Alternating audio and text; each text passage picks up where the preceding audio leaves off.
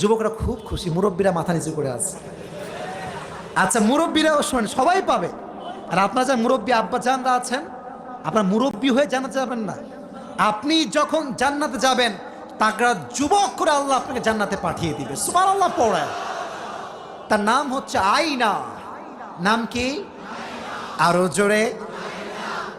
এত সুন্দরী হবে সে, তার হাদিস থেকে বলছি, মুসলিমের বর্ণনা, সহি মুসলিমের বর্ণনা। তার ডান পাশে থাকবে 70,000 হুর দাসী, তার বাম পাশে থাকবে 70,000 হুর দাসী, তার সামনে বডিগার্ড হিসেবে থাকবে 1,40,000 হুর দাসী। এত আস্তে সুবহানাল্লাহ পড়লেন। তার চোখগুলো হবে ডাগর ডাগর চোখ। যখন সে জান্নাত থেকে বের হবে, একটা অ্যানাউন্সমেন্ট দিবে। এটা শুনলে আমার খুব ভালো লাগে। এই অ্যানাউন্সমেন্টের সঙ্গে আমার একটা মিল আছে। শুনবেন আপনারা? শুনবেন আপনারা? আয়না বলবে, আইনাল আমিরুনা বিল মারুফি ওয়ান নাহুনা আনিল মুনকার ইন্নী লিকুল্লি লিমান আমারা বিল মারুফি ওয়া নাহা আনিল মুনকার। সেই যুবকগুলো কোথায় যারা মানুষকে ভালো পথে আহ্বান করত? আমি তো পরে আবার এটা নিয়ে মারামারি করেন না আপনার এলাকার ভিতরে। ধরো মিয়া, আমি মজা করে বলতেছি আর কি। যেই যুবকের কারণে আরেক যুবক জান্নাতি হবে, যেই যুবকের কারণে আরেকজন যুবক 5 ওয়াক্ত নামাজি হবে, তার জন্য আল্লাহ আয়না নামের হুরকে প্রস্তুত রেখে দিয়েছে। তারিক জামিল একদিন বয়ানে বলছেন আয়না হুরের কথা। তাই একজন পাকিস্তানি যুবক এসে বলছে, হুজুর মুঝে আপসে এক সওয়াল পুছনা হ্যায়, এক সওয়াল পুছনা চাহতা হুঁ। এটা প্রশ্ন। বলছে, বাবা কি প্রশ্ন বলো। বললো যে হুজুর, ये जो आपने एक हूर का नाम बताया आईना, कि ये सिर्फ एक होगा या उससे भी ज्यादा होगा? এটা কি একটা না অনেক বেশি? তো বলছে যে কেন? বলছে अगर एक ही होगा तो कोई साहबी इसे ले जाएगा, मैं नहीं पा सकता इसे। তো বলতে হুজুর কয়টা হবে? তো হুজুর বললেন, বাবা শোনো, আমার কাছে বসো, আমার পাশে বসো। বলছে, देखो बेटा, अल्लाह जो है ना, वो जो चाहे वही कर सकता है। दुनिया में जितने अच्छे लोग बढ़ जाएंगे, अल्लाह उतना ही आईना हूर पैदा करता जाएंगे। যত ভালো মানুষ বাড়বে, আল্লাহ তত বেশি আয়না নামের হুরকে প্রস্তুত করে দিবে। সুবহানাল্লাহ পড়ে।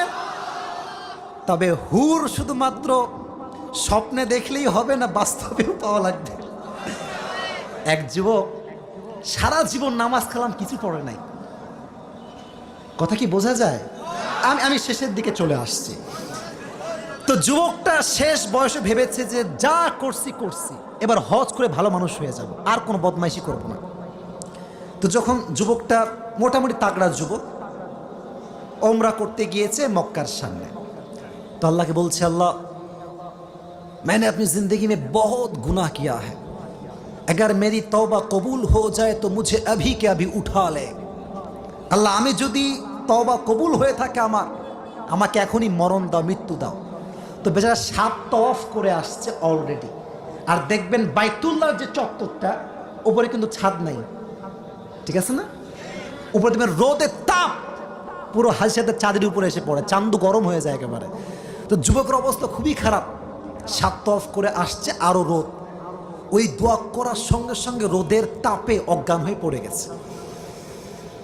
তো যুবক অজ্ঞান হওয়ার পরে মক্কার সব মেডিকেল টিমরা সবাই আসছে, একে উঠাও, মেডিকেল নিয়ে চলো।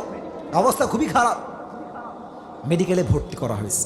যখন চোখ যুবক খুলছে মেডিকেলে যাওয়ার পরে, দেখছে যে পাকিস্তানের যুবক ভাবছে, কিরে রুম তো সুন্দর, চতুর্পাশে সাদা, বেড সাদা, রুম সাদা, দেওয়াল সাদা, বালিশের কভার সাদা, হিসাব মিলছে না। একটু পরে উঠেছে, উঠে একটু চোখ তুলে তাকাইছে গেটের দিকে, দেখছে অনেকগুলো মেয়ে বসে আছে। এগুলো হচ্ছে নার্স।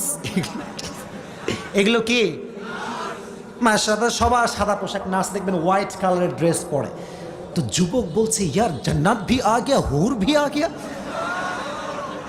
যুবক অনেক খুশি। তো আসলে কি যুবক জান্নাতে গিয়েছে না মেডিকেলের রুমে? তো যুবক ভাইয়েরা, জান্নাত পেতে চাইলে শুধু ওয়াজ শুনলে হবে না, ফজরের নামাজটা জামাতের সঙ্গে আদায় করতে হবে, ঠিক না বলো? আমি আশা রাখছি আগামীকাল থেকে নীলফামারীর এই প্রত্যেকটা এলাকার মসজিদে মসজিদে যুবক দ্বারা ভরপুর হয়ে যাবে। রাজি আছেন তো ইনশাআল্লাহ? আর যারা, লাস্ট মেসেজ, যারা জান্নাতের হুর পেতে চাও, দুনিয়াতে বেশি বেশি প্রেম করবা। হ্যাঁ না না? হ্যাঁ না না? শোনো, যদি আচ্ছা, আমার একটা সমস্যা আছে।